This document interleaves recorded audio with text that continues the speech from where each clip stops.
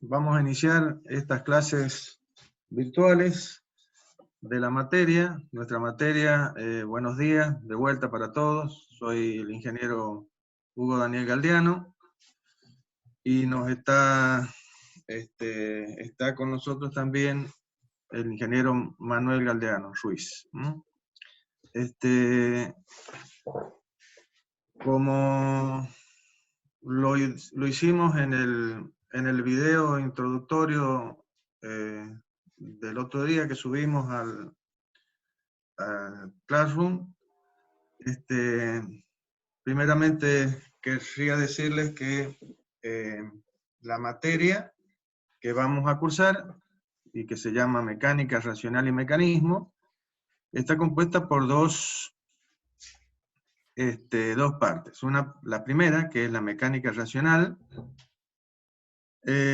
donde básicamente es una parte de la física, que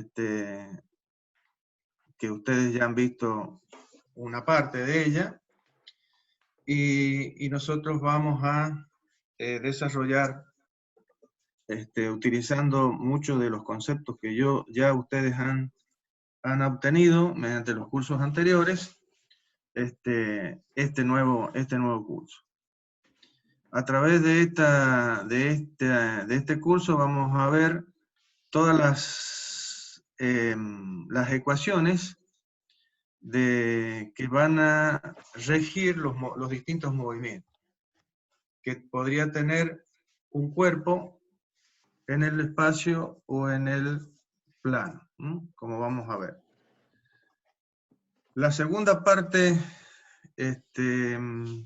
de la materia tiene que ver con los mecanismos, es decir, la aplicación, los mecanismos que son el fin de las cosas, o desde el punto de vista de la mecánica, como vamos a ver, para básicamente la transformación de los movimientos y más aún, más importante, el control de los movimientos a través de los mecanismos.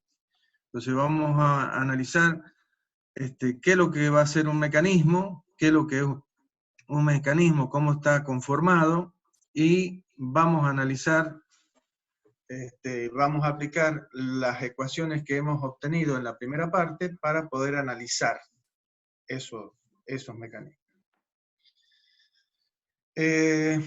Antes que nada, y buscando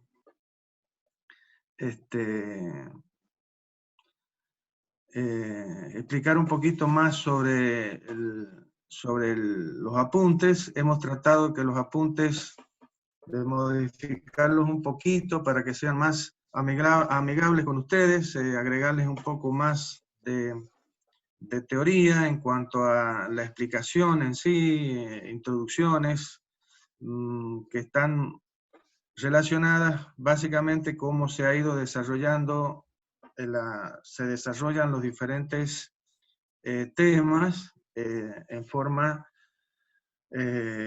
digamos, en vivo. Acá estamos todos viviendo una situación en la que no hemos vivido anteriormente, y es el hecho de las clases virtuales, que tienen una forma que no nos impide tener la relación en la que podamos interactuar, y de esa manera hacer que las clases sean un poquito más, compartidas, ¿sí? Básicamente. Esto se acerca más a un monólogo que a una clase que sea compartida entre el profesor y el alumno. Pero bueno, vamos a tratar de llevarla de la mejor manera posible. De vuelta les digo que los apuntes se han tratado de mejorar para que sea más fácil su entendimiento. De cualquier manera, yo voy a tratar de ayudarlos en eso también mediante esta explicación que vamos a hacer. Desgraciadamente, la situación, y no dejemos de lado la situación que estamos viviendo del coronavirus y todo eso nos obliga, y lo que les pido yo es que que se cuiden mucho y que hagan todo lo necesario para que esto no suceda. Todos los días estamos viendo que a pesar de todos los cuidados que se tienen, están pasando cosas muy graves y hay que tener mucho cuidado. Bien, vamos a lo nuestro. Entonces, yo les decía que la materia está conformada por dos partes, la mecánica del cuerpo rígido y los mecanismos. Esta parte de mecánica del cuerpo rígido vamos a estudiar básicamente, en un primer instante, vamos a hacer un repaso sobre qué es lo que es mecánica, básicamente, qué es la mecánica, qué elementos estudia la mecánica y qué análisis hace sobre cada uno de esos elementos de la mecánica.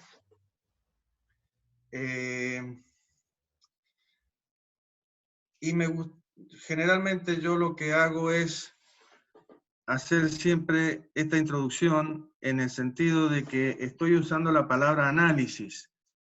Hasta el momento y a lo largo de todos los años que ustedes han estudiado, desde la primaria, la secundaria y hoy por hoy la universidad, básicamente todas las materias, todos los cursos que ustedes han llevado a cabo, han tratado de lo que se lo define como el análisis.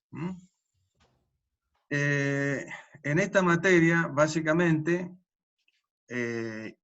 para ustedes, los industriales, vamos a seguir haciendo análisis. Pero a diferencia, los alumnos que estudian ingeniería mecánica, además del análisis, o sea, esta parte de la materia, ellos también tienen la parte que se denomina síntesis. ¿Qué sería? ¿Qué diferencia hay entre análisis y síntesis? Esto lo digo porque me gusta que ustedes tengan los conceptos. Si no los tienen en este momento, o si ya lo han tenido, desgraciadamente no lo sé porque no se los puedo preguntar, pero análisis normalmente tiene que ver con descomponer, desarmar, o sea, analizar algo. Es como, siempre doy este ejemplo, de los chicos, o sea, cuando somos niños, nos hacen un regalo y luego de estar un ratito jugando, lo que primero hacemos es desarmarlo. ¿Por qué? Porque tenemos una acción normal, natural, de analizar, de ver cómo están conformadas las cosas. Entonces, analizar significa descomponer. La síntesis es todo lo contrario. La síntesis tiene que ver con el hecho de que nosotros no tenemos que analizar, tenemos un problema que es el problema que debemos resolver. Es decir, vamos a tener un enunciado de un problema que busca una solución. Y para poder llegar a esa solución, deberemos hacer uso de todos los conocimientos, tanto matemáticos, físicos, químicos, etcétera, que serán los diferentes parámetros que deberemos que agrupar, concentrar, para poder, a través de estos parámetros, llegar a una solución. Una solución al problema que se nos presenta. Esa solución generalmente va a ser algo físico. Por ejemplo, un mecanismo con el cual podamos controlar un determinado movimiento. Eso básicamente va a ser en el caso de un mecánico que tiene que, justamente, es la misión de los ingenieros mecánicos, es el control de los movimientos, básicamente. En el caso de ustedes, esto también es aplicable, la síntesis es aplicable porque de alguna manera ustedes son los ingenieros industriales, los ingenieros que tienen que ver con los procesos. Y un proceso, por ejemplo, el logro de un producto terminado a partir de una serie de materias primas, también conllevan a un proceso de síntesis. O sea, cómo lograr que, por ejemplo, en una empresa como acá en San Juan, una empresa como Frutos de Cuyo, ¿qué materias primas se introducen al sistema? Y normalmente, por ejemplo, tomemos una de ellas, el tomate, pero el tomate debe ser envasado, entonces la otra materia prima generalmente es la hojalata, rollos de hojalata. Entonces, finalmente el producto terminado, ¿cuál va a ser? Y un tarro de tomate, al final de este proceso. Entonces, ¿qué es lo que sería la síntesis? La síntesis sería lograr todos los pasos que son necesarios para llegar desde la hojalata y el tomate a obtener un tarro de tomate envasado, ¿sí?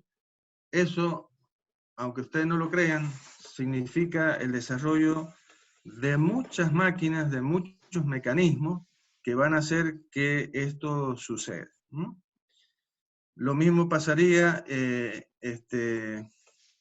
para el caso de el diseño de cualquier, o la síntesis de cualquier otro elemento. Por ejemplo, un vestido, o sea, el diseño de la moda, el diseño de un edificio, de un puente, etcétera, etcétera, etcétera. Es decir, ¿qué quiero decir con esto? Que el análisis y la síntesis forman parte de un universo más grande que es lo que se denomina el diseño. Y el diseño tiene que ver con todo lo que nos rodea, ya sean mecanismos como de un auto, un edificio o un vestido, lo que sea. Básicamente necesitan del análisis y de la síntesis, como las herramientas para llegar a obtener los diferentes productos. Bien. Por lo tanto, para poder analizar, ¿qué debemos tener? Debemos tener el elemento físico, que es el que vamos a analizar de distintas maneras, como ya lo vamos a ver. Y la síntesis, ¿qué caracteriza la síntesis? El hecho de que yo no tengo el elemento físico, sino que tengo que llegar al elemento físico a través de todo mi conocimiento. Es básicamente lo que quiero dejarles como criterio para que tengan, para entender lo que es análisis y lo que es síntesis. Y que en todas las ya sea ingeniería civil, ingeniería mecánica o industrial, vamos a estar siempre manejando estos criterios, los dos, tanto el análisis como en la síntesis, cada uno dentro de nuestros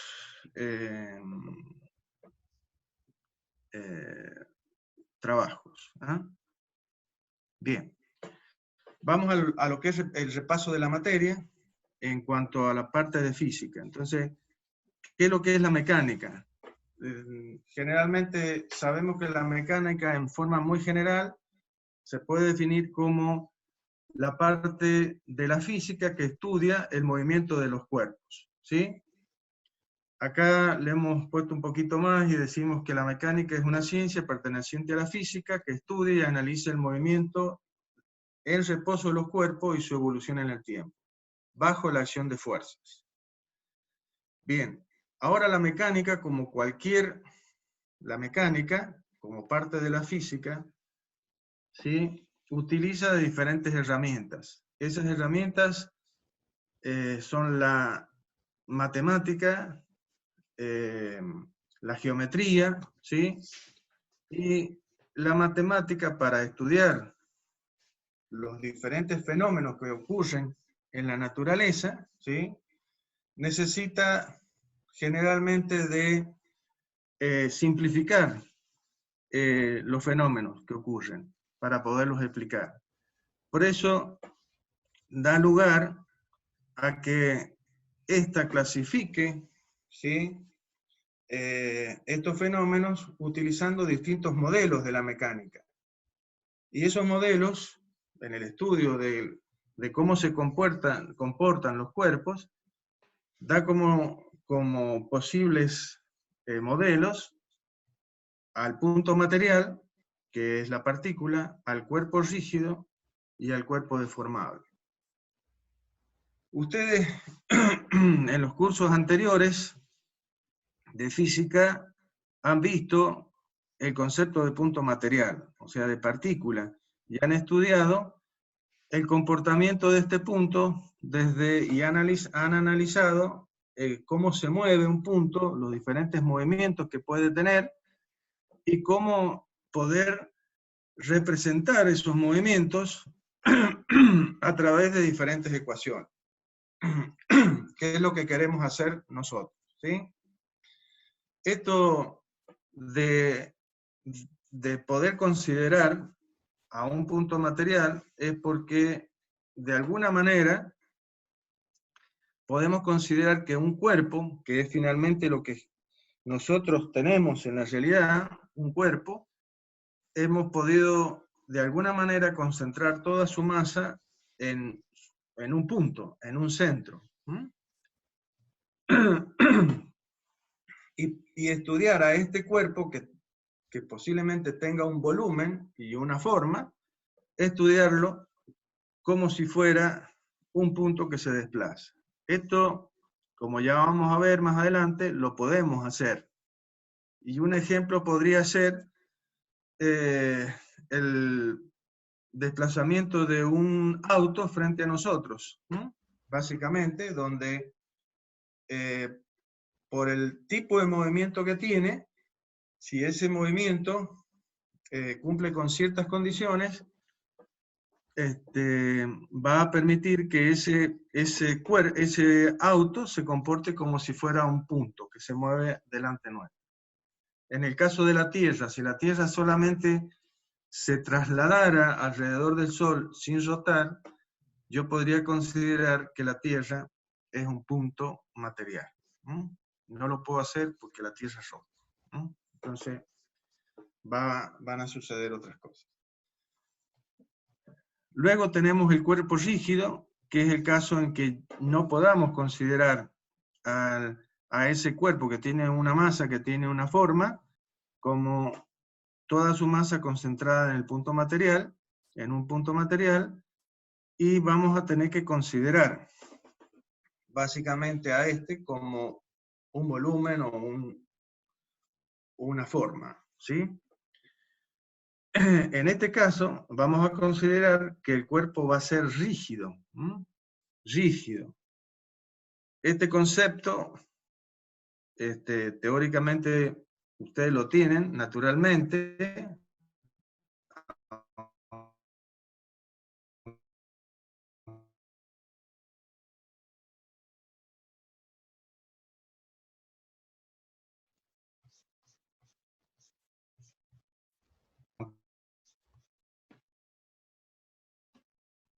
Que ya lo van a estudiar, o no sé si el estudio de los cuerpos deformables. Es decir, en la naturaleza tenemos cuerpos deformables, ¿sí? Sobre todo los que tenemos ahí indicados en la llave como los fluidos. Y los fluidos pueden ser líquidos o gaseosos, ¿sí? Pero también tenemos los sólidos.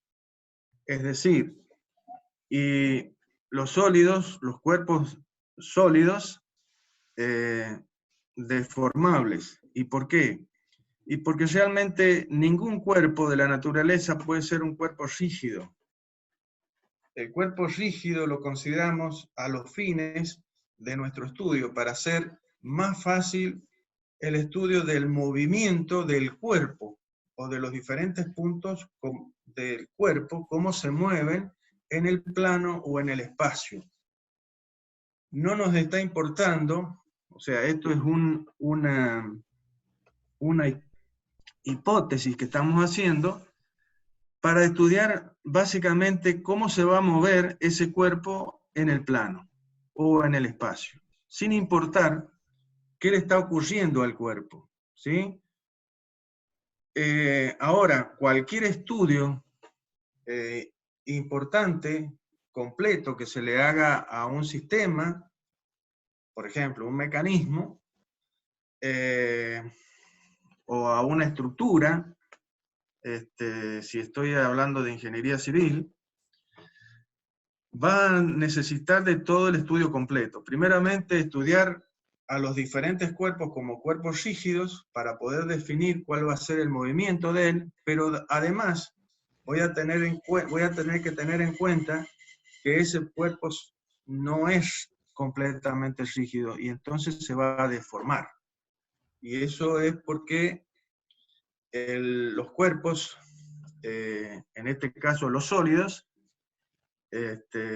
como van a ver, tienen una determinada estructura, y esa estructura es una estructura cristalina, que puede ser romboidal, puede ser cúbica, o sea, forman un determinado enrejado donde se van ubicando los diferentes partes pequeñitas del cuerpo, que son los átomos, y que forman una red cristalina. Bajo los efectos de fuerza, estas redes se van a deformar, y dependiendo de la intensidad de esa fuerza, es que eso se va a hacer, puede ser una deformación elástica o una deformación plástica, como ya lo van a estudiar en otra materia. En los fluidos no son cristalinos, sino ya saben ustedes que son amorfos, por lo tanto no van a tener una red cristalina, sino que su forma va a ser la que van a adoptar de acuerdo al recipiente que los contiene, ¿sí? Y el estudio del cuerpo deformable forma parte de otro curso. De qué manera, lo que quiero dejarles claro, que en este curso lo que vamos a ver, como ya lo voy a decir un poquito más adelante, es el estudio del cuerpo rígido. Ahora, tengan en cuenta, la idea de esto es que ustedes tengan el criterio formado de que ningún cuerpo es exactamente rígido, sino que va a ser deformable y tiene que ser estudiado desde este punto de vista, la deformación. Todo mecanismo que se estudia, toda estructura que se estudia, finalmente se estudia viendo qué deformación va a sufrir bajo las cargas. Bien. ¿Qué vamos a estudiar? Bien, la mecánica, otra cosa que quisiera decir de la mecánica, y referido a los mecánicos, finalmente la mecánica estudia el movimiento de los cuerpos, en general. Por lo tanto, los mecánicos básicamente somos aquellas personas que van a controlar los movimientos. ¿Y a través de qué? De los mecanismos. ¿Sí? Que es el concepto que quiero dejar finalmente. Que ¿para qué sirven los mecanismos? Algo que vamos a repetir de cualquier manera. Sirven para controlar movimientos, básicamente. Bien.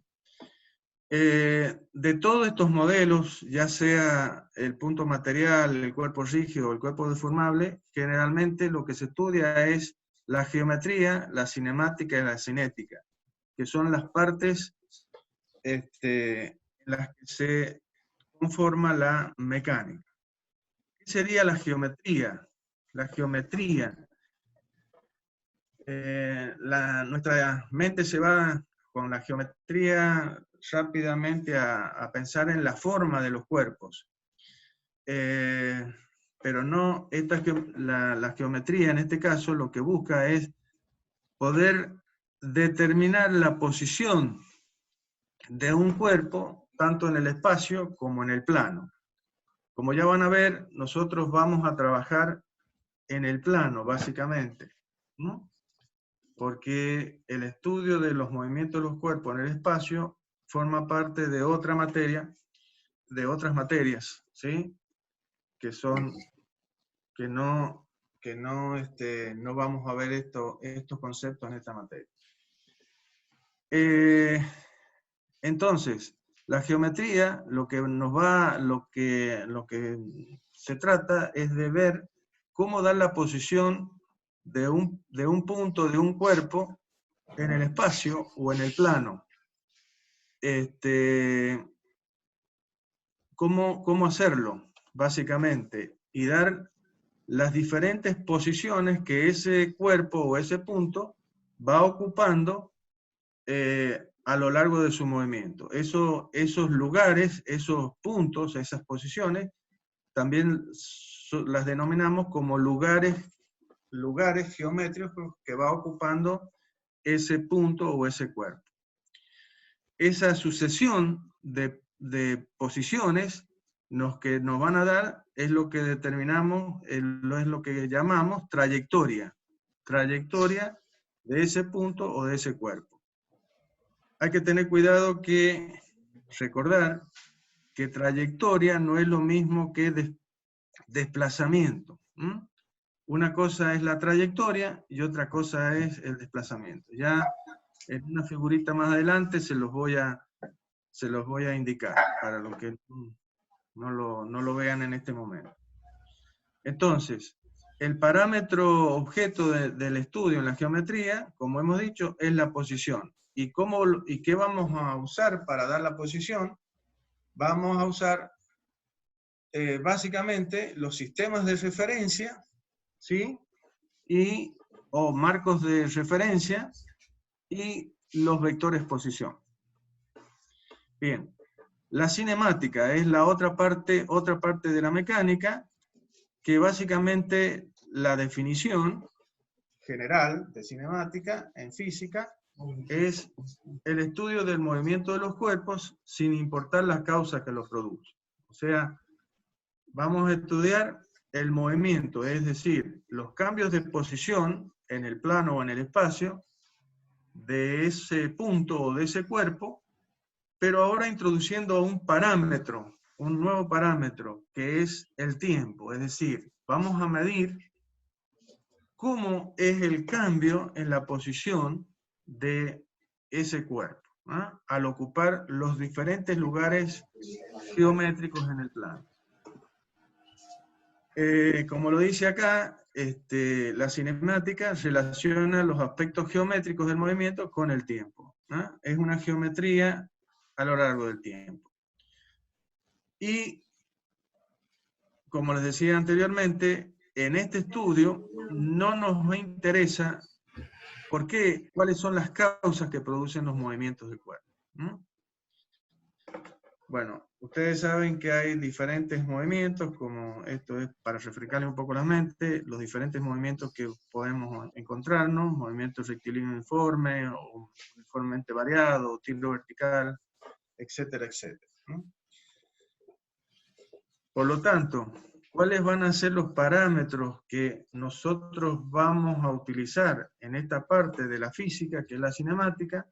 Es la velocidad y la aceleración, que como lo hemos podido estudiar antes, ¿qué sería la velocidad? Sería la tasa de variación de la posición en el tiempo. Y de alguna manera podemos decir que la velocidad, como lo vamos a ver más adelante, es la derivada de la posición. ¿Y qué es lo que es la aceleración?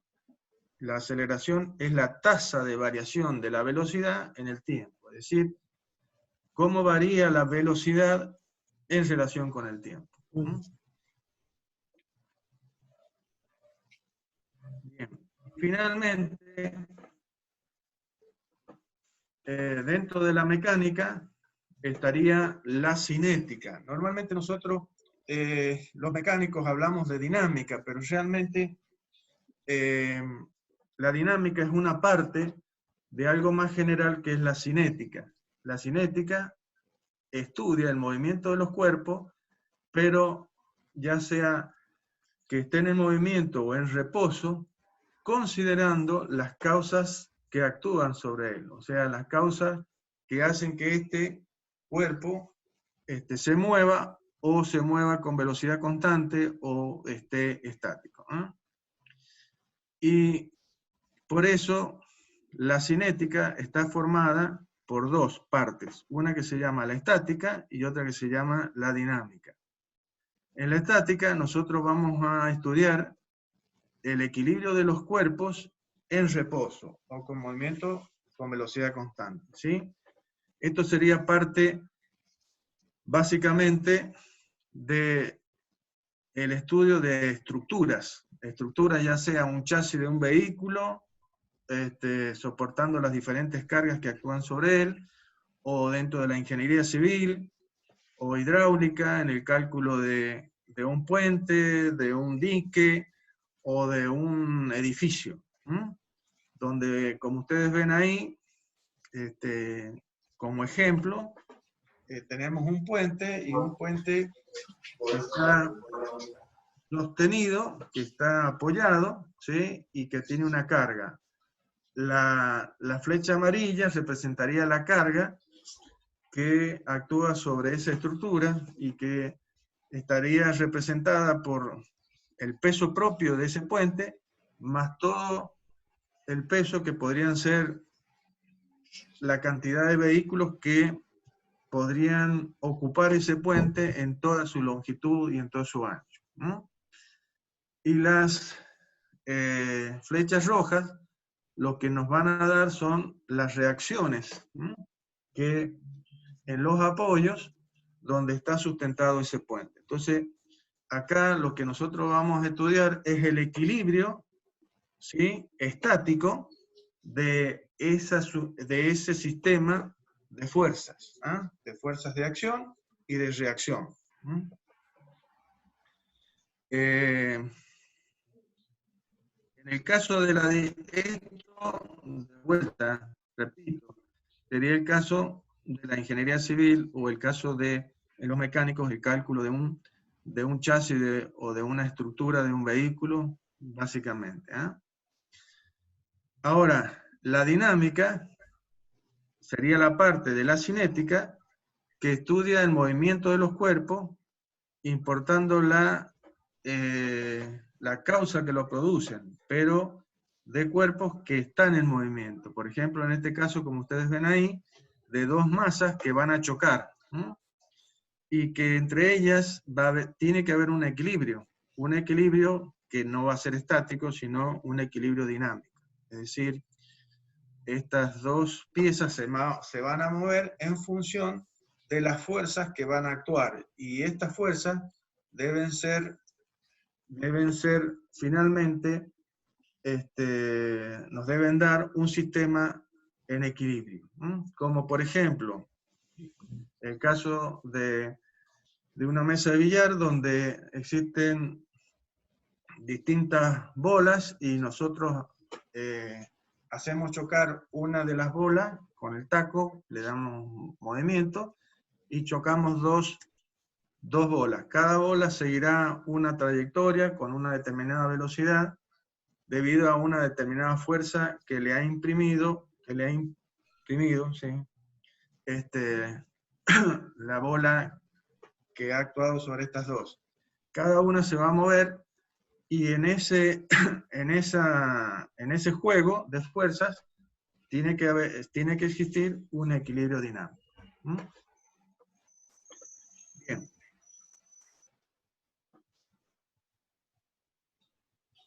Cuerpo rígido. Bien. El cuerpo rígido, como lo he adelantado anteriormente, va a ser la causa de nuestro estudio. y es el modelo que vamos a estudiar, de los 3 que hemos presentado anteriormente. De vuelta, les digo que vamos a estudiar el cuerpo rígido y es una hipótesis. Vamos a considerar que ese cuerpo no va a tener deformación. Lo que nos interesa es cómo el movimiento neto de ese cuerpo o de todos los puntos de ese cuerpo en el plano, sin importar cómo se deforma bajo los efectos de esa fuerza. Esto podría ser, por ejemplo, lo que luego vamos a llamar un eslabón, que sería, por ejemplo, la palanca del central de la bicicleta, que bajo el efecto de la fuerza del pie, ¿sí?, va a moverse y también se va a deformar. Nosotros no vamos a considerar la deformación, solamente vamos a considerar cómo se mueve esa palanca, básicamente, en el plano. Por eso tampoco nos va a importar la forma que tiene, ni la masa que tiene. O sea, el estudio se va a hacer como que el cuerpo tiene una forma y es indeterminada. O sea, cuando nosotros queramos calcular la dinámica, o sea, la cinética, y bueno, ahí, cuando introduzcamos la fuerza, es necesario introducir qué forma van a tener los cuerpos y qué tamaño van a tener los cuerpos. Bien. Definamos lo que es el cuerpo rígido. El cuerpo rígido básicamente es una combinación de un gran número de partículas, que tienen la particularidad que la distancia relativa entre ellas se mantiene constante aun cuando se apliquen cargas sobre la misma. Es decir, el cuerpo no pierde su forma, básicamente. Veamos esto, cómo lo representaríamos en forma matemática, en forma, cómo podríamos indicar este concepto de que la distancia entre dos puntos de cuerpo se mantiene constante, ¿sí? Para ello vamos a tener que definir una serie de nuevos conceptos que nos van a servir también a lo largo de la materia. Entonces, vamos a considerar un cuerpo rígido, que como ven ustedes en la figura próxima, puede tener cualquier forma. Es un cuerpo que puede tener la forma que nosotros queramos, ¿sí? Este cuerpo, su posición, ¿sí?, la vamos a tener que definir en función de un sistema de coordenado. En este caso, este sistema sería el X y Z, un sistema cartesiano. Y para poder dar la posición de ese cuerpo, vamos a tener que definir un par de puntos de este cuerpo, que pertenecen a este cuerpo. Como dice acá, ¿no es cierto?, se eligen arbitrariamente dos puntos cualquiera A, B, que lo definen como tal, y los cuales mantienen su interacción. Estos puntos, hay una aclaración, estos puntos son necesarios para definir sus grados de libertad, ¿sí? Este es un concepto que lo vamos a ver más adelante, pero que también es necesario hablarlo en este momento para poder entender. Si ustedes quisieran dar la posición, la ubicación de ese cuerpo, ¿sí?, en el plano, que tiene esa forma cualquiera, en donde ustedes ven que hemos definido dos puntos, el punto A y el punto B, y que esos dos puntos a su vez nos definen que, si bien acá hay un vectorcito, básicamente nos definiría un segmento es un elemento geométrico que tiene principio y fin. O sea, una recta no sería una recta, sino un segmento. Este segmento es muy necesario para poder dar la posición o la ubicación de ese cuerpo en el plano o en el espacio. Ustedes dirán, ¿por qué? Yo digo, ¿podrían dar la posición de ese cuerpo, o sea, la ubicación de ese cuerpo en el plano, a través de dar la posición del punto A o a través de un punto? Si Dios mío,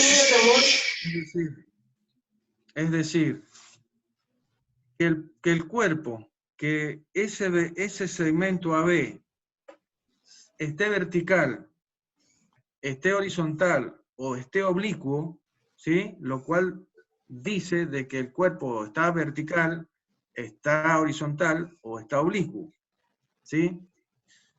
Lo podríamos definir a eso a través de definir la posición de un solo punto. Es la pregunta. ¿Sí? Dar la posición de un punto sería dar la posición de ese punto a través de un vector.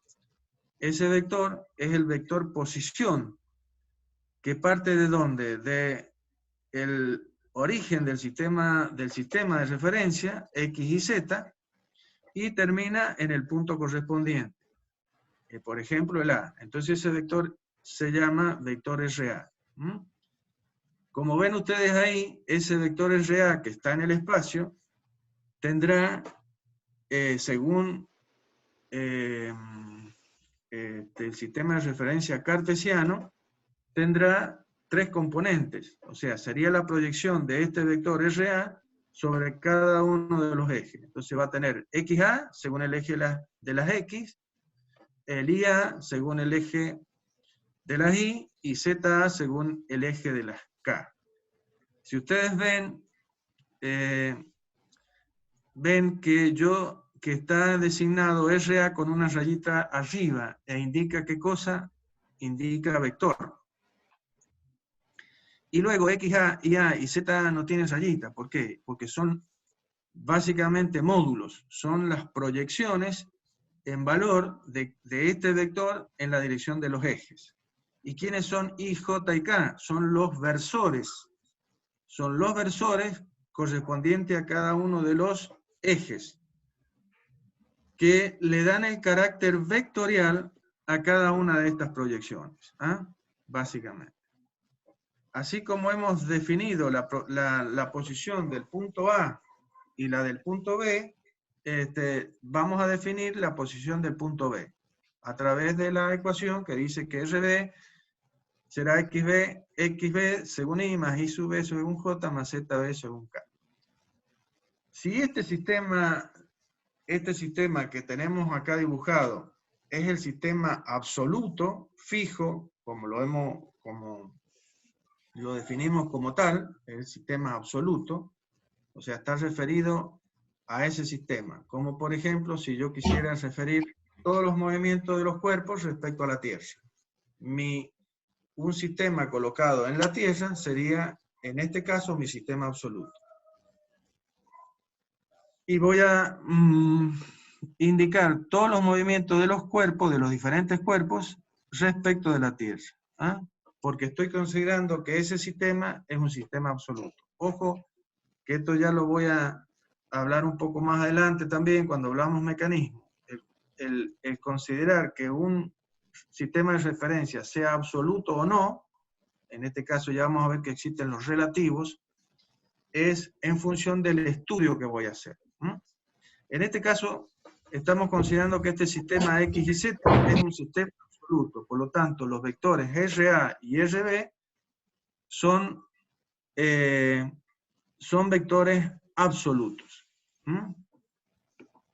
Bien, volviendo al tema, si yo puedo dar la posición, la ubicación de este cuerpo a través de dar la posición de uno de sus puntos, vemos que no lo podríamos hacer, porque estaríamos dando solamente la posición de ese punto respecto del sistema. pero no la ubicación, eso estaría diciendo de la posición lineal de ese cuerpo, es decir, ¿dónde estaría? Si en el primer cuadrante, en el segundo cuadrante, ¿sí? Y dentro del cuadrante, ¿dónde está ubicado? Más arriba, más abajo, más a la derecha, más a la izquierda. Pero no nos daría, básicamente, la orientación de ese cuerpo. O sea, si está vertical, si está horizontal, si está oblicuo. Entonces, eso lo podemos dar básicamente si tenemos otro punto del cuerpo que me dé la posibilidad de definir justamente ese segmento AB del cuerpo y que representa a ese cuerpo, justamente, ¿sí? Entonces, si nosotros damos las coordenadas de estos dos puntos, vamos a poder definir correctamente la ubicación de ese cuerpo, tanto en forma lineal como en forma angular. ¿Sí? Esto si lo hacemos con coordenadas cartesianas. También, como vamos a ver, podríamos usar coordenadas polares o cilíndricas. Cilíndricas si estamos trabajando en el espacio como acá, o polares si trabajamos en el plano. Si utilizamos coordenadas polares, ya vamos a ver, con dar la posición del punto A, ¿sí? La coordenada XA e YA, ¿sí? Y el ángulo que este vector RBA, o sea, el segmento AB, tiene con respecto a uno de los ejes, o sea, un ángulo θ, nos va a dar cómo estaría ubicado ese cuerpo en el plano o en el espacio. Eso tiene que ver, como dice acá entre paréntesis, con los grados de libertad, que lo vamos a definir más adelante, y que son justamente las coordenadas que nos van a permitir dar la ubicación de un cuerpo en el plano o en el espacio. Bien. Ese segmento que está AB está dibujado como un vector, en este caso, ese vector RB de A. Ese vector lo vamos a definir como el vector de posición relativo. ¿Por qué? Porque, como vamos a ver más adelante, en el punto A va a ser elegido como un punto de referencia dentro del cuerpo. Y en ese punto vamos a colocar un sistema de referencia, que va a ser un X1 y un Z1, si trabajáramos en el espacio, o en un X1 y 1 si trabajáramos en el plano. Ese sistema, como vamos a ver, se llama sistema de referencia auxiliar relativo, ¿sí? Y tiene otros nombres, que ya lo vamos a decir. Y que va a ser el sistema al cual vamos a referir el movimiento o la posición de este vector relativo RB de A. ¿Cómo se lee esto? El vector RB de A, que es el vector de posición relativa o vector relativo, lo que nos está indicando es la posición relativa de B respecto de A. Eso es lo que básicamente está expresando y cómo se debe leer. Básicamente, les vuelvo a repetir, es porque yo he elegido al punto A como un punto base, como un punto de referencia dentro del cuerpo. ¿Lo puedo poner en A o lo puedo poner en B? Indistintamente, ¿sí? Ya vamos a ver que tiene sus diferencias, ¿sí? En cuanto a la determinación luego, el análisis. Pero nosotros podemos jugar con cuál punto del cuerpo elegirlo como punto base. En este caso, se ha elegido el punto A como punto de referencia y ahí teóricamente debería estar colocado un sistema x1, y1. Bien, para dar la posición de B, respecto de mi sistema coordenado x, y, yo con dar el vector RB y cómo varía ese vector RB, tanto en módulo como en ángulo, estaría indicando cómo se mueve ese punto B. Ahora, normalmente, la forma en que podemos expresar esa misma posición es utilizando o yendo por otro camino, que es el de pasar por A. Entonces, fíjense que decir RB es lo mismo que decir RA más RB de A, la suma de esos dos vectores. Por eso la geometría, en este caso, la geometría que nos da la posición del cuerpo respecto de el espacio o el plano, se elige dar como la suma, como la ecuación que aparece acá, que es que RB va a ser la suma de RA más RB de A. Esto estaría indicando lo que nosotros denominamos geometría, determinar la posición del cuerpo respecto del sistema de referencia. Bien. De aquí podríamos despejar a RBA, a este vector posición, como la diferencia entre los dos vectores absolutos, que son el vector RB y RA.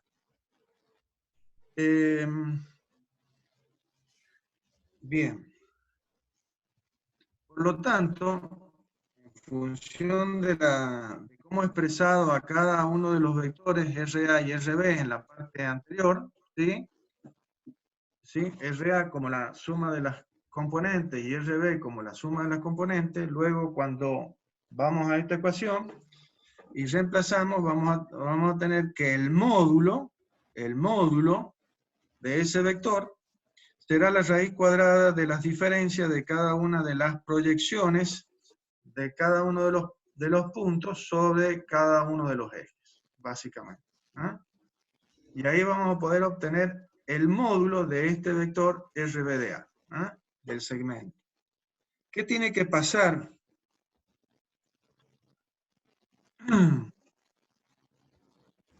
¿Qué tiene que pasar con este vector RBA si el cuerpo es rígido, según lo que estamos definiendo? Y tiene que darnos que ese módulo sea constante, es decir, cuerpo rígido. Ese valor tiene que ser constante. ¿Constante en relación a qué? A que si ese cuerpo, independiente de dónde esté ubicado el cuerpo,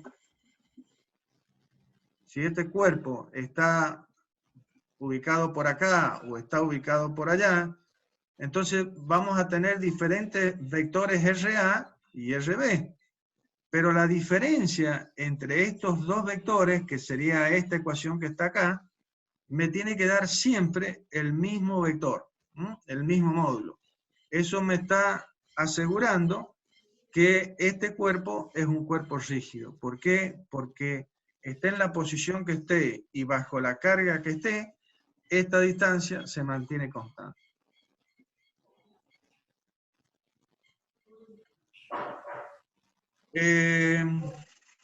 Si ese módulo fuese variable, quiere decir que estamos frente a un cuerpo deformable, que no es el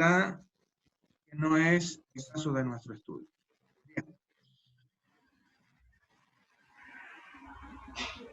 Un cuerpo rígido en el plano se va a poder mover de diferentes maneras. O sea, lo que vamos a ver ahora es los distintos tipos de movimientos que podría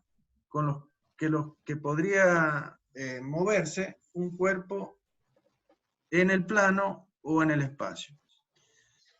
Acá vamos a hacer otra aclaración, que ya lo vengo diciendo de antemano. Nosotros en esta materia no vamos a considerar los movimientos en el espacio, o sea, en 3 dimensiones.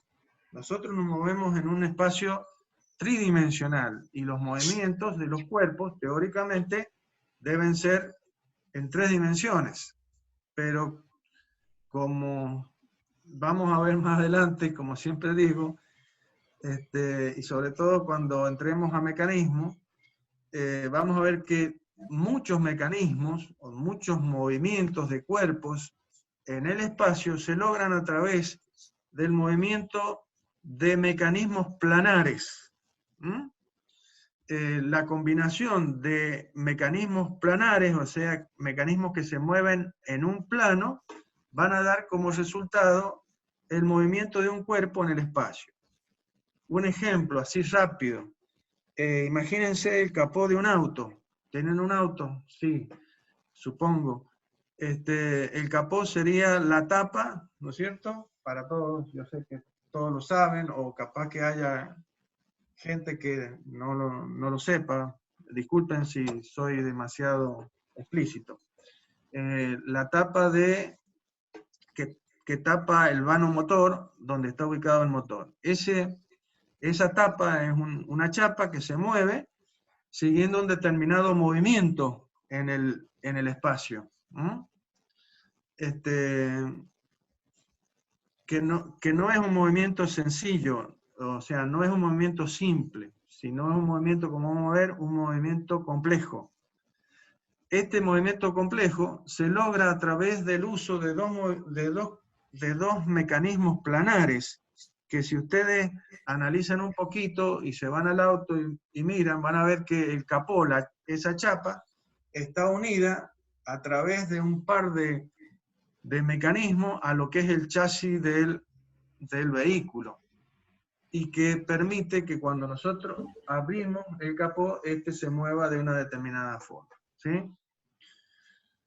Bien, esos dos elementos, esos dos mecanismos son realmente dos mecanismos planares, se mueven dentro de un plano. Entonces, ¿qué tenemos que definir? ¿Qué es lo que es el movimiento plano? Entonces, se dice que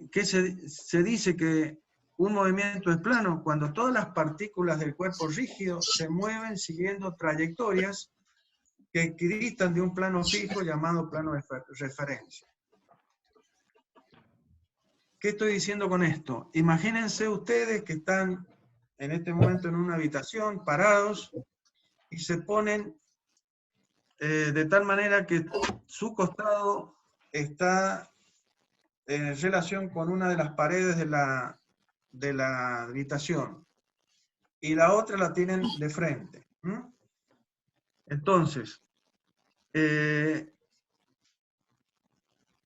imagínense a su vez que están cortados por un plano que los corta por la mitad, es decir, le queda una pierna para un lado, una pierna para la otra. Este plano es justamente un plano que es paralelo a la pared que tienen al costado, ¿sí? Es un plano paralelo.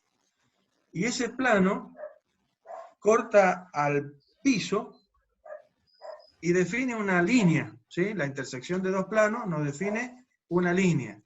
Esa línea, ¿cómo va a ser respecto a la pared? Va a ser una línea que va a estar paralela también. Entonces, si ustedes ese plano los va a cortar y va a definir como una rebanada de su cuerpo, va a cortar. Y todos los puntos que pertenecen a ese plano, a esa rebanada de su cuerpo, cuando camine a lo largo de esa línea que hemos definido en el piso, cuando todos esos puntos caminen o se muevan siguiendo esa línea, van a estar respetando moverse respecto de un plano que equidista una determinada distancia, ¿sí? Si ustedes llegan a salirse de esa línea, moviéndose o alejándose de la pared o acercándose a la pared, lo que van a estar es saliéndose, todos los puntos que estamos considerando se van a estar saliendo del plano considerado.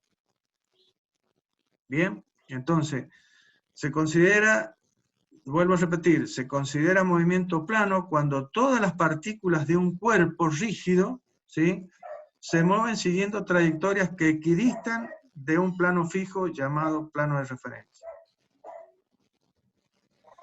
En este caso yo he dicho que ustedes están seccionados por un plano que los corta por la mitad, pero imagínense que ustedes podrían ser cortados por una infinidad de planos que son paralelos a este. Entonces, en todos esos planos van a haber diferentes puntos, y todos esos puntos siempre, si se cumple lo que estamos diciendo, siempre se van a mover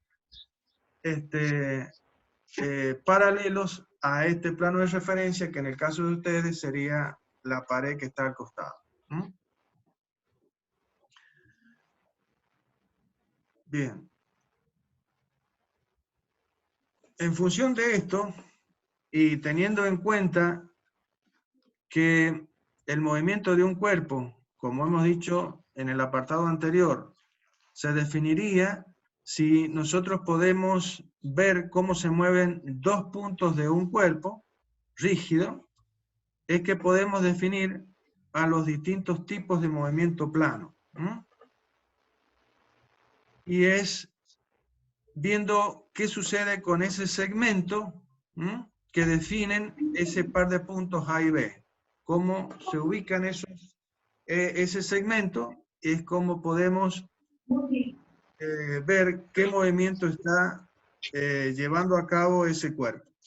Esos movimientos pueden ser o de traslación, que normalmente llamamos traslación pura, o de rotación, igual, que normalmente llamamos de rotación pura, y un movimiento de rototraslación, que sería la combinación de estos dos movimientos. A este movimiento de rototraslación también se lo denomina o movimiento complejo o movimiento plano general. Vean acá, con cuidado, que no es lo mismo decir movimiento plano que movimiento plano general. ¿Sí? Movimiento plano tiene que ver con el hecho de que yo estoy considerando que todos los puntos de un cuerpo se mueven paralelo a un determinado plano de referencia. Y movimiento plano general tiene que ver que este movimiento plano se logra a través de la combinación de dos movimientos simples, traslación y rotación, que es la rototraslación.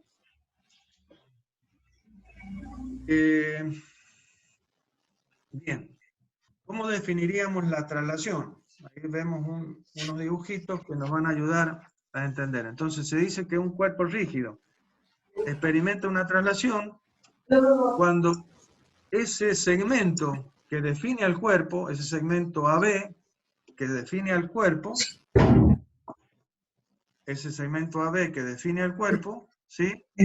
Se mantiene paralelo a sí mismo durante todo el movimiento. ¿Sí? Es decir, el punto A y el punto B se mueven, ¿sí?, respecto de un sistema de referencia, como está apareciendo acá, con la ayuda del ingeniero Galdeano Ruiz, y donde vemos que aparecen estos vectores de posición que me posicionan, como hemos dicho, al punto A y al punto B respecto de mi sistema de referencia, y en rojo para la posición 1, en amarillo para la posición 2 y en verde, como está apareciendo, para la posición 3. ¿Cuál es la característica en este dibujo? Es que el segmento AB, a lo largo de su trayectoria, el segmento AB, a lo largo que pertenece a este cuerpo, a lo largo del movimiento, ha mantenido el paralelismo. Esta línea de puntos sobre las cuales están el punto A, que aquí tendría que realmente decir A' o A1, y acá A segunda, y acá A3, lo mismo con B, para definir primera posición, segunda posición, tercera posición. ¿Sí? Fíjense que ha seguido una trayectoria. El punto A ha seguido una trayectoria. para pasar de A a 1 a A' y de A' a A segunda. Esa trayectoria es una línea recta, ¿sí? ¿Y qué particularidad tiene con la que ha seguido el punto B? Y que esos valores son los mismos, o sea que A' es igual a B', que A' segunda es igual a B' B segunda, ¿sí?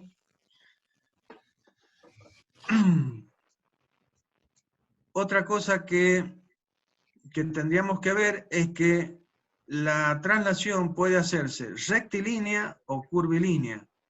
Quiere decir que las trayectorias que siguen estos puntos, o las partículas del cuerpo, en este caso los puntos A y los puntos B, son trayectorias que son paralelas entre sí. ¿Sí? En el caso que haya que la traslación sea rectilínea, esas dos trayectorias van a ser líneas rectas. En el caso de que la traslación sea curvilínea, vamos a ver que esas trayectorias son curvas. ¿Ah? Pero ¿qué es lo que guardan entre sí? Y guardan que estas trayectorias, sean ya curvilíneas o ya sean rectilíneas, son paralelas entre sí. ¿Sí? Son paralelas entre sí. Acá les puedo mostrar la diferencia que estaba diciendo antes entre trayectoria y desplazamiento.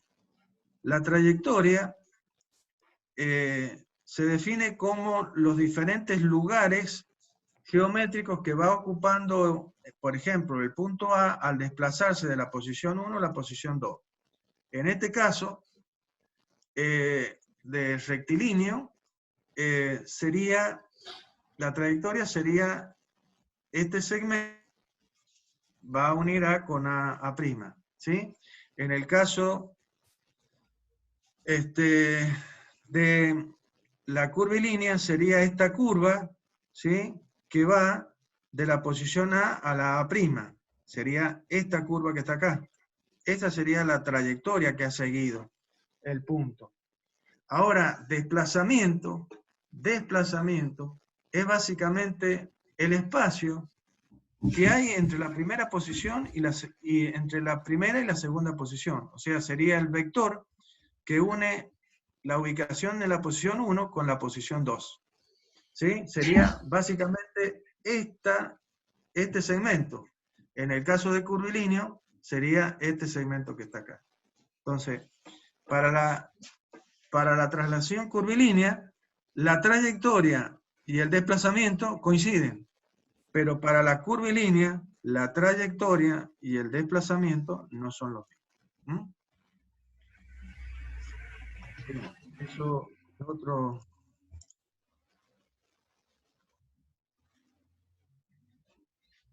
Otra cosa importante. Bueno, sí. Bueno, se mantienen los segmentos en forma paralela entre sí y las trayectorias son paralelas entre sí. Bien, vamos a lo que sería la rotación de un cuerpo, rotación pura de un cuerpo. En este caso, vamos a considerar la rotación de ese cuerpo, pero respecto a un eje que es fijo y pertenece al cuerpo. O sea, no es que el cuerpo esté rotando respecto de un eje que está fuera de él, sino que el cuerpo o todos los puntos del cuerpo rotan respecto de un eje que está contenido en él. Ahí se están dibujando, digamos, los apoyos que representarían otro cuerpo que sería lo que luego vamos a llamar el bastidor, y respecto del cual este cuerpo está rotando respecto de este eje, que está apoyado en esos dos puntos. Bien, en este movimiento, ¿sí? Todas las partículas, excepto que pertenecen al cuerpo, por ejemplo la A y la B, ¿sí?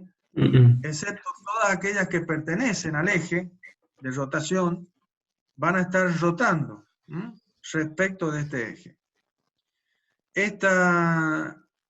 Si ustedes ven, el plano respecto del cual yo estoy considerando el plano, esa rebanada del cuerpo, sería un plano sobre el cual está dibujada esta circunferencia, ¿sí? Es un plano que interceptaría al cuerpo y que sería perpendicular a este eje, ¿sí?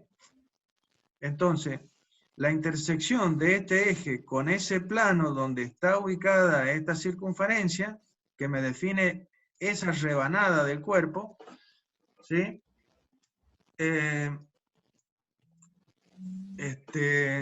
Nos daría un segmento que sería el segmento definido por el punto A y el centro de rotación, que es el punto donde el eje intercepta a ese plano, que no está dibujado ahí, pero sería un punto que ahí, que sería O.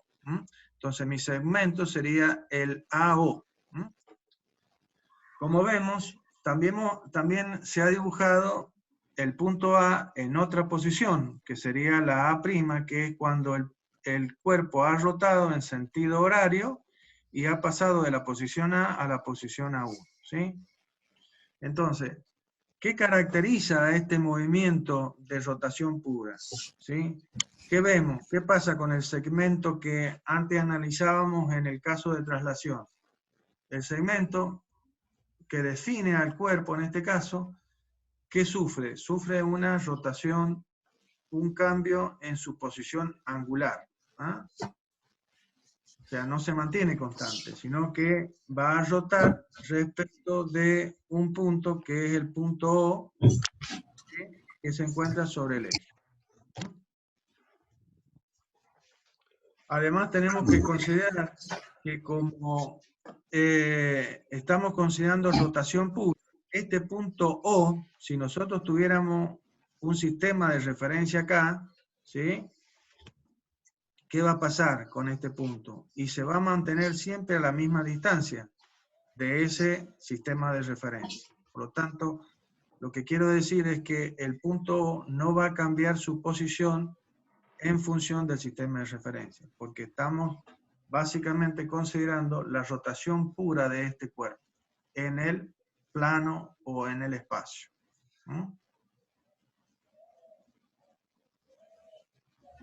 Bien, y finalmente,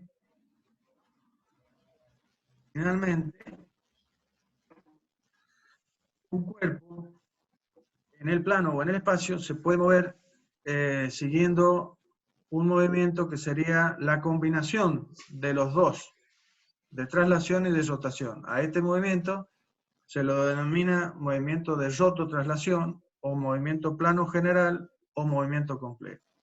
Y es, como lo dice ahí, la combinación de los dos movimientos, ¿sí? Entonces, ahí podemos ver la figura de este cuerpo en dos posiciones, ¿sí? Pero que denotan de que este cuerpo, además de trasladarse, ha rotado. Si ustedes se fijan en lo que hemos estado diciendo anteriormente, el segmento que define el cuerpo, que es el segmento AB, no ha mantenido su posición angular.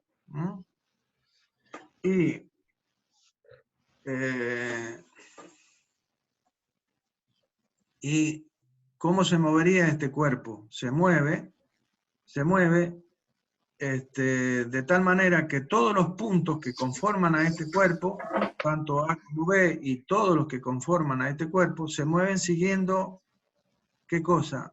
Un plano, se mueven en un plano, que ese plano, este plano, sobre el cual, en este caso, el plano de la hoja, ¿sí? Donde están contenidos y que conforma la rebanada que yo estoy considerando, el plano de la hoja, y donde están contenidos todos los puntos, inclusive A y B, ¿sí? Se mueven siguiendo este plano y rotan todos los puntos, menos el A, ¿sí? El A, porque voy a considerar que todo el cuerpo rota respecto del punto A, ¿sí? Tanto B como todos los demás puntos rotan respecto de A. Rotan, ¿sí? respecto de un eje que es perpendicular al plano, sobre el cual se desplaza el cuerpo. Entonces, esa intersección entre ese eje y el plano define qué cosa, este punto, que es el punto A. Bien, en la rototraslación, como vemos, el segmento que define al cuerpo no se mantiene paralelo a sí mismo, sino que va variando su posición angular, lo que indica que está rotando. Y a la vez, el punto A es un punto que también cambia su posición. ¿Sí? Por lo tanto, esto indicaría que no es el caso, como decía yo recién, este punto O, ¿sí? En este caso, que es el punto de rotación, acá sería A, y acá sería O. Este punto, en este caso, respecto de un sistema colocado acá de referencia, mantiene su distancia, porque yo lo tengo fijo al plano de referencia, al plano. En cambio aquí va cambiando la posición, ¿sí? A medida que se va moviendo el cuerpo. Entonces, en la rototraslación, ¿sí? No se va a mantener la orientación del segmento, va a cambiar la posición del punto de rotación y tampoco las trayectorias de los puntos A y B van a ser paralelas entre sí. Eso es lo que define a un movimiento de rototraslación. Bien. Y finalmente, para esto lo vamos a ver varias veces, y lo vamos a ver mucho cuando estemos trabajando con mecanismos. ¿Sí? La aplicación de todos estos conceptos de traslación pura, rotación pura y rototraslación van a ser conceptos que nos van a servir para el análisis de los mecanismos, ¿sí? Básicamente. Bien, a modo de ejemplo, como dice acá, para que podamos visualizar los diferentes movimientos, tanto de rotación pura, de traslación pura y de rototraslación, es que se muestra a continuación el caso de esto es un mecanismo, ¿bien? Un mecanismo que está conformado por diferentes cuerpos, en este caso una rueda, otra rueda, lo que vamos a denominar un eslabón, que no me importa la forma que tenga, en este caso está mostrado como una barra, acá hay otro eslabón, que es otra barra, y acá hay otro eslabón, ¿sí? Que sería otra barra. Y esta indicación, que es una rayita con varias rayitas, ¿sí? A un lado y a otro de este cuerpo 4, lo que está indicando es el bastidor, o sea, la parte fija en este mecanismo. Acá también tendríamos que dibujar unos triangulitos con unas rayitas, ¿sí? Que también indicaría el bastidor. Es decir, que esta rueda está rotando, pero rota respecto de algo que está fijo. Eso fijo estaría representado por este triangulito. Y sería, por ejemplo, la hoja.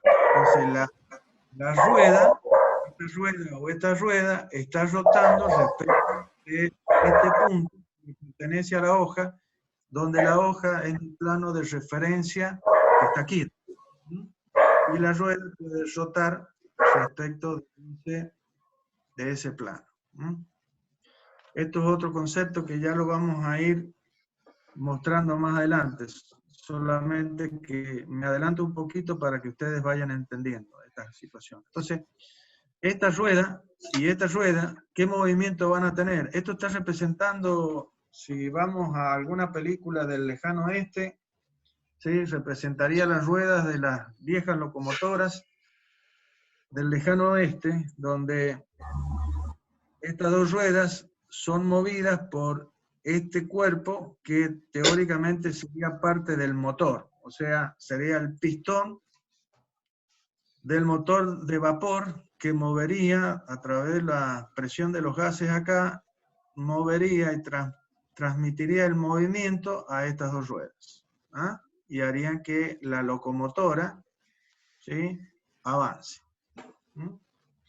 Entonces, esta rueda y esta rueda, ¿qué movimiento van a tener? Movimiento respecto del sistema, ahí, si estuvieran fijas, tendrían movimiento de rotación pura. ¿Mm? Tanto esta rueda como esta rueda se estarían moviendo con rotación pura. Dejemos de lado el desplazamiento que podrían sufrir, ¿no es cierto? Solamente el hecho de que esta rueda respecto al sistema de referencia que estaría dado por la pantalla o por la hoja sobre la cual está dibujado sería nuestro sistema de referencia absoluto que está quieto. Entonces las ruedas solamente pueden rotar respecto de este sistema. Ahora, estas dos ruedas entonces tendrían rotación pura.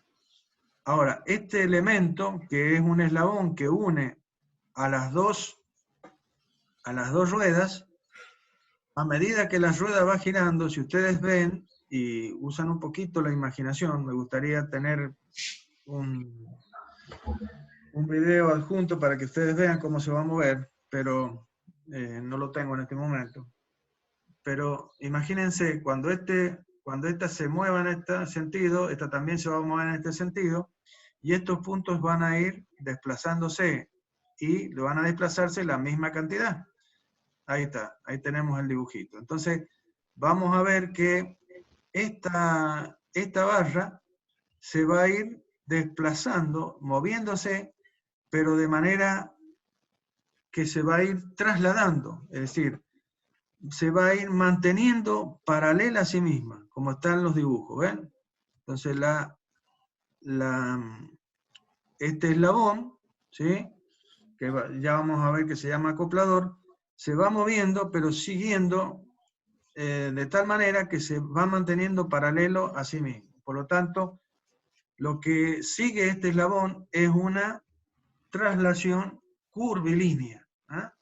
Curvilínea, donde el segmento que estaría definido por un punto A y un punto B, acá, entre A y B, porque esos dos puntos pertenecen a este cuerpo, esos dos puntos siguen una trayectoria, ¿sí?, donde el segmento siempre se mantiene paralelo a sí mismo. Entonces, por lo tanto, por definición, sería una traslación curvilínea. En el caso del cuerpo 4, vamos a saltar al cuerpo 4, ¿qué pasa? El cuerpo 4 sería lo que se llama una corredera, ¿sí?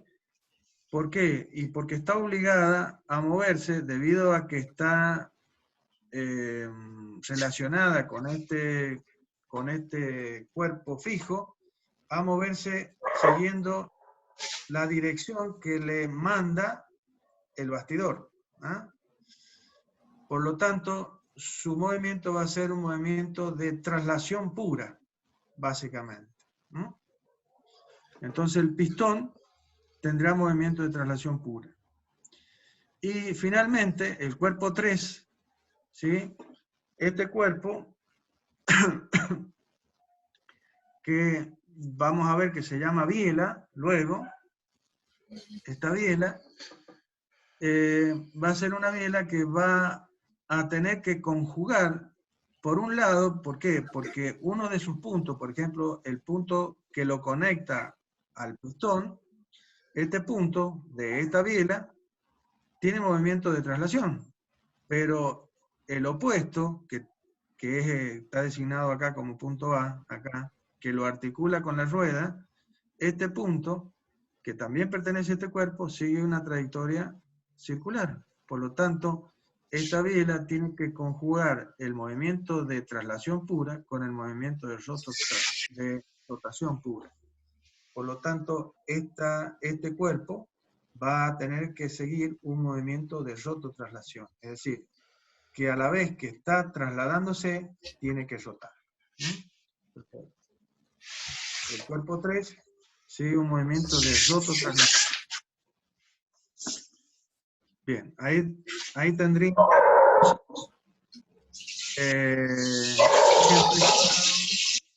los diferentes movimientos que pueden tener los diferentes cuerpos, ¿no?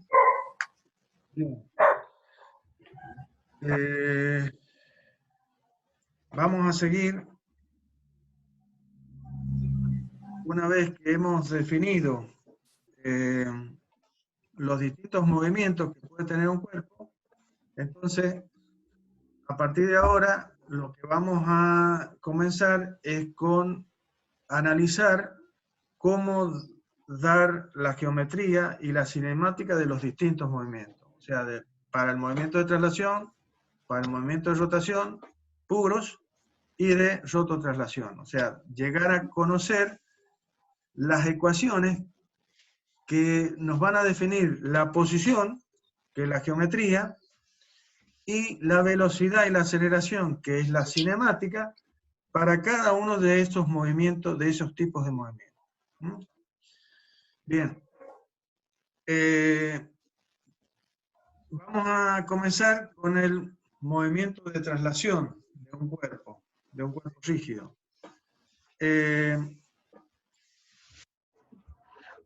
Bien. Como siempre, y como lo hemos dicho, para poder definir el movimiento del cuerpo, y vamos a tener que dar la geometría. La geometría tendrá que estar basada en la aplicación o en las herramientas de un sistema de referencia y de referir los diferentes puntos del cuerpo respecto de ese sistema de referencia. ¿Ah? Por eso es que elegimos, como lo dice el dibujo, a continuación, definimos dos puntos del cuerpo, el punto A y el punto B, referido a un sistema XY. Ya estamos trabajando, vamos a empezar a trabajar con un sistema XY, en lo más que podamos, demostrando que el movimiento es un movimiento planar, o sea que se sucede en el plano XY.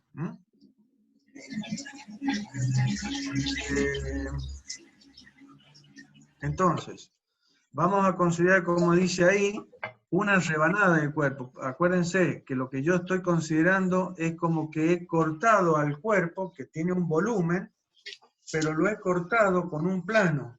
Y lo que estoy definiendo es lo que estoy mirando es cómo se mueven todos los puntos del cuerpo que pertenecen a ese plano que a su vez se mueve respecto de un plano de referencia que está paralelo a él.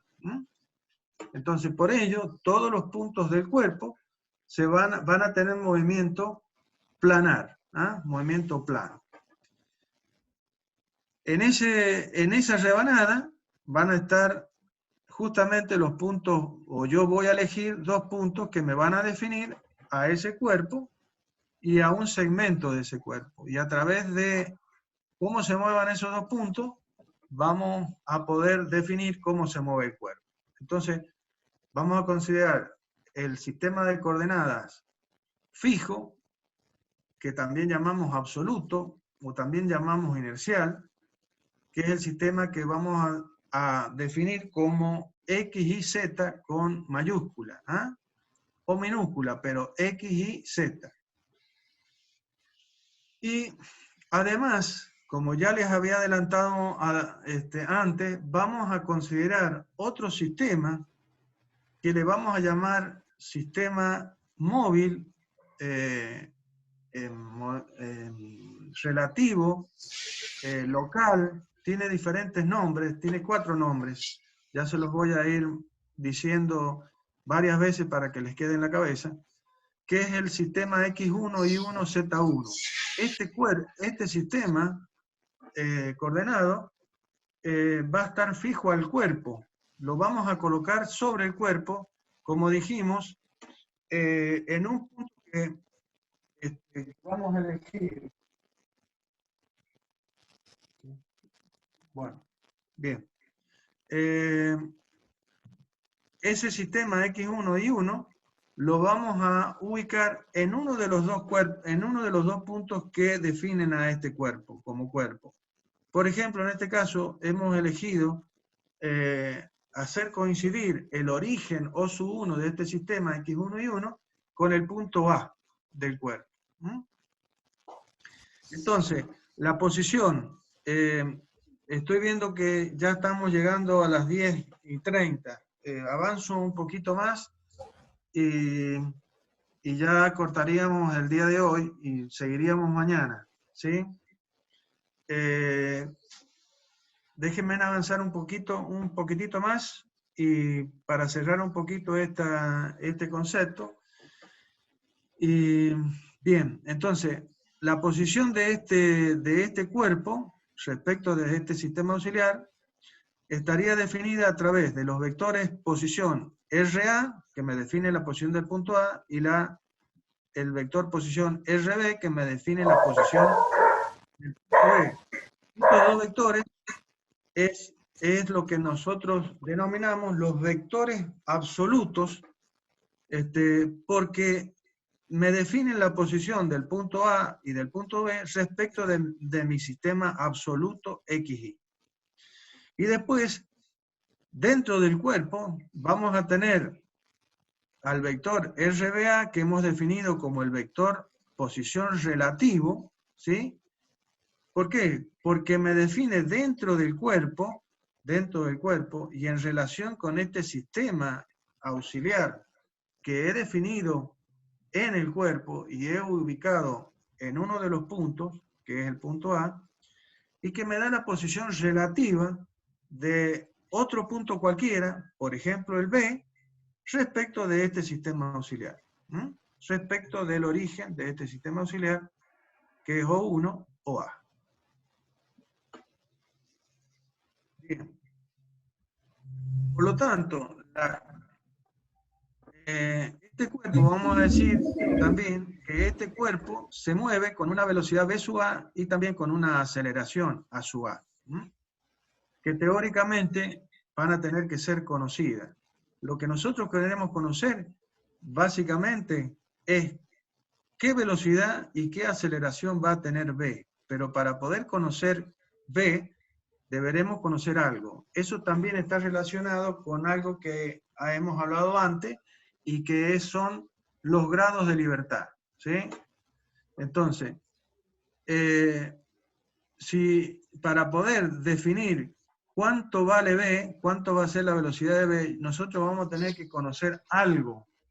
Y eso significa conocer qué velocidad va a tener el punto A y qué aceleración va a tener el punto A. Básicamente. Bien, desde el punto de vista de la geometría y después de todo lo dicho, vamos a poder definir la posición de este cuerpo a través de la ecuación que ya hemos utilizado. Es decir, la posición de B va a ser igual a la posición de A más la posición que tiene B respecto de A dentro del cuerpo. Bien, esta sería lo que conforma la geometría del movimiento, ¿sí? Luego, este cuerpo va a pasar de la posición 1, que está definida, a esta otra posición 2, dentro de este sistema absoluto. ¿Sí? Si nosotros entramos a la cinemática, ¿qué es lo que vamos a buscar en la cinemática? Y vamos a buscar los parámetros que definen el movimiento y que son las velocidades. La velocidad que va a tener el punto B, la velocidad que va a tener el punto A, y absolutas, que serían las que se van a obtener de derivar a la expresión de la geometría respecto del tiempo. Entonces esto nos va a dar como resultado que la derivada de este vector, que es RB, que es de la posición respecto del tiempo, me va a dar una velocidad de B. La derivada de este vector, que es la velocidad de A, ¿sí? Y la derivada de este vector relativo, ¿sí?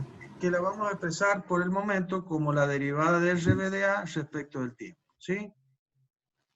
¿Por qué ponemos directamente que la derivada de RB respecto al tiempo me da B sub B y que la derivada de la posición RA me da la velocidad B sub A? Y porque fácilmente vemos que cuando el cuerpo pasa de la posición 1 a la posición 2, para la posición 1 yo defino la posición de B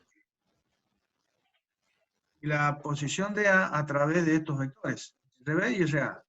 Pero para la segunda posición del cuerpo, ¿sí?, los mismos puntos estarán definidos respecto del mismo sistema auxiliar a través de otros vectores. Es decir, que estoy viendo que ha habido una variación tanto en el módulo de estos vectores, RA y de RB, al cambiar la posición, que son variables respecto del tiempo. Por lo tanto, eso básicamente nos da como resultado la velocidad de B y la velocidad de A. Ahora, si analizamos, sí, negra, ya voy. Si analizamos la derivada de este vector, que es el vector que define la posición relativa de B respecto de A, dentro del cuerpo, vemos que su posición no ha variado, porque ya lo hemos definido antes. Si es una traslación, el vector que define al cuerpo, que es el AB, tiene que mantenerse paralelo a sí mismo, a medida que ha habido un desplazamiento. Por lo tanto, este vector RB de A, en la primera posición y en la segunda posición, mantiene tanto su módulo, porque es un cuerpo rígido, y su dirección o su posición angular, porque no ha rotado. Entonces, la derivada de este vector, ¿sí?, tanto en módulo como en dirección, no ha cambiado, ¿sí? Si les recuerdo rápidamente, y se los voy a decir varias veces a esto, un vector es un ente que tiene 4 atributos. ¿Cuáles son sus 4 atributos? Son el módulo, la dirección, el sentido y el punto de aplicación. Pero en relación con la variabilidad, o sea, la derivada, los dos atributos más importantes son justamente el módulo del vector y su dirección. Y en este caso, debido a la traslación, esto, ¿qué ha pasado? Que este vector tiene que ser igual a 0. Por lo tanto, ¿a qué llegamos como conclusión? Que en la traslación, ¿sí?,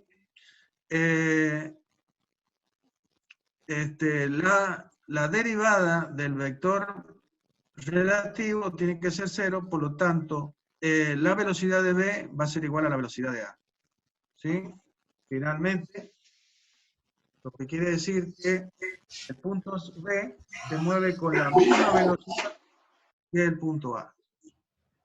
Bueno, mañana, en todo caso, seguiríamos con esto y con los otros casos de movimiento. Ya cualquier otra novedad la vamos a hacer, la vamos a indicar a través de, bueno, de la misma medio que estamos haciéndolo ahora. Cualquier pregunta, por favor también háganla para que en todo caso mañana la podemos evacuar. Muchísimas gracias y buenos días.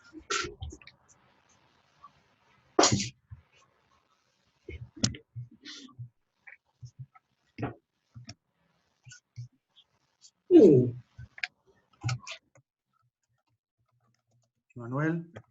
Ahí va, papá. Dame un segundo.